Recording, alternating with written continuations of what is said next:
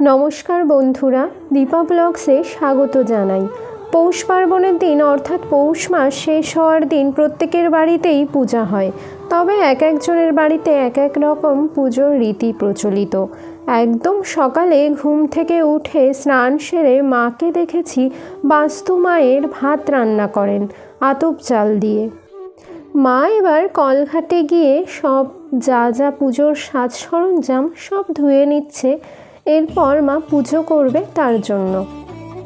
প্রথমে মা ঘট স্থাপন করে নিল, তারপর আস্তে আস্তে প্রদীপ জ্বালিয়ে ধূপ ধুনা দিয়ে এবার নৈবেদ্য সাজিয়ে নিচ্ছে। এবার রান্না করা ভাত থেকে কিছুটা ভাত নিয়ে একটি কাঁচা টমেটো, শিম এবং যে কলই শাকটা রান্না করেছিল মা, এবার সবগুলো দিয়ে কিছুটা করে নিয়ে কয়েকটি কলা পাতার উপরে সাজিয়ে দেয় পুজোর আসনের সামনে মেঝেতে।